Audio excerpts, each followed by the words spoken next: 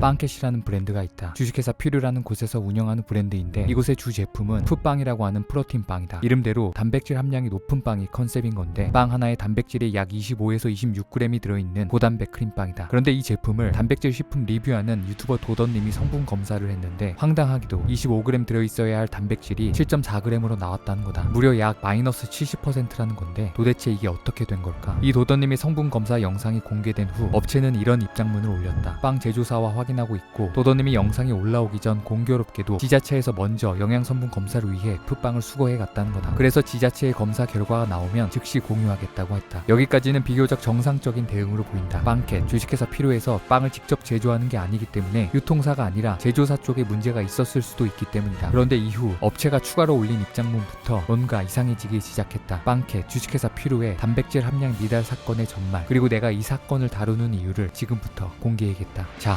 시작하자.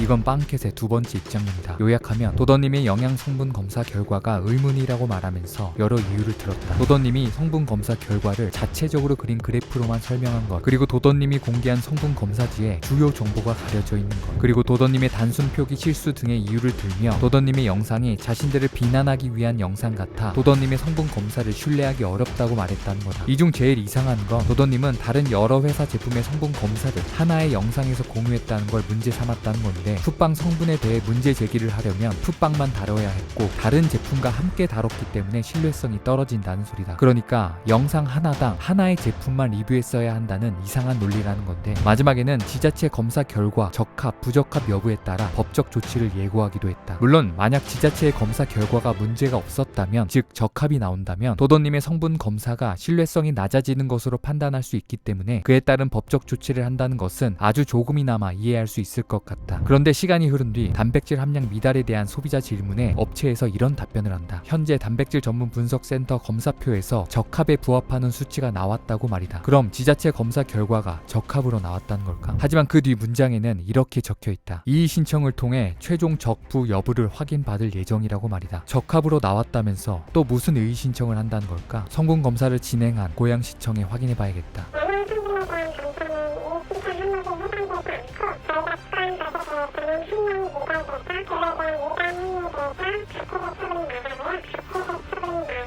그러니까 황당하게도 지자체 검사 결과 부적합이 나왔고 과태료 처분이 될 거라는 거다. 그리고 실제로 얼마 뒤 영양 표시랑 허용 오차 범위를 넘은 경우로 과태료 처분이 된 것을 확인할 수 있었다. 그러니까 이 업체는 성분 검사 결과가 나오면 즉시 공유하겠다고 해놓고 함량 미달의 결과가 나왔음에도 교묘하게 이 사실을 제대로 공개하지 않고 있었다는 거다. 더 황당한 건 빵켓이 성분 미달에 대한 사실을 말한 도던님에게 약 1억 원의 손해배상 청구를 했다는 건데 빵켓은 분명 지자체 성분 검사 적합, 부적합 여부에 따라 법적 조치를 하겠다고 했다. 그런데 지자체에서도 부적합이 나온 상황에서 진실을 말한 사람에게 왜 법적 조치를 진행하는 걸까? 만약 제조사의 기술적인 문제로 각 빵마다 성분이 일정하게 나오지 않는 문제가 있다면 그건 그거대로 솔직하게 말하고 사과하면 된다. 그런데 그게 아니라 제조사에게 유통사인 빵켓도 속고 있었던 거라면 그건 제조사와 빵켓이 다투면 될 문제다. 그렇다면 상식적으로 진실을 밝혀준 도던님에게 오히려 고맙다고 해야 하는 게 아닐까? 재미있는 건 최근 빵켓이 신제품을 냈는데 이런 상황에서도 여전히 같은 제조사에서 생산을 맡겼다는 거다. 이것은 무엇을 의미하는 걸까? 나는 이번 사건에 대해 묻기 위해 빵켓에 여러 차례 메일을 보냈지만 단 한 번도 답장을 받지 못했다. 여러분은 어떻게 생각하시나요? 부적합으로 인한 과태료는 제조사인 더베이스 코리아에게 처분됐습니다. 과태료는 고작 50만 원입니다. 이 정도면 오히려 속이라고 부추기는 금액 같은데요. 빵켓은 과태료 처분 받은 것이 맞는지 지자체 최종 성분 검사 결과를 묻는 사람들에게도 자기들이 검사한 것에는 적합이 나왔다, 판매에 문제 없다, 제조 과정에서 발생한 문제라 제조사 측 상담 번호를 알려주겠다는 등 심지어 환불을 문의하는 글에도 적합 판정을 받았다며 환불을 거부하는 듯한 답변을 하기도 합니다. 성분이 잘못된 제품을 판매하고도 이 부분에 대한 제대로 된 사과와 설명은 없었다는 건데요. 제가 이 사건을 다루는 이유는 진실을 숨기려는 업체의 옹졸한 태도와 근거를 가지고 소비자에게 도움이 되는 사실을 리뷰했는데도 불구하고 상식에 어긋나는 법적 조치를 진행하는 졸렬함에 참기 힘들었던 것도 있지만 사실 공교롭게 지자체가 갑자기 빵켓 제품에 대한 성분 성분 검사를 진행했던 그 이유가 바로 저에게 있기 때문입니다. 도던님이 빵켓에 대한 성분 검사 방송을 하기 전 이미 제 쪽에서 풋빵의 성분을 확인해달라는 민원을 식약처로 넣었고, 그래서 지자체에서 성분 검사를 진행했던 겁니다. 그런데 그냥 성분이 의심돼 검사해달라고 민원을 넣은 것이 아니라 제게 있는 또 다른 풋빵의 성분 검사를 토대로 신고를 진행했던 겁니다. 이게 저에게 있는 풋빵의 성분 검사 결과입니다. 이걸 도던님의 성분 검사와 비교해보면 너무 유사하다는 걸 알 수 있는데요. 이게 우연일까요? 그러니까 두 번의 성분 검사가 아주 유사한 수치로 부적합 함량이 나왔고, 세 번째 지자체 검사에서조차 부적합이 나왔다는 겁니다. 이게 우연일까요? 그럼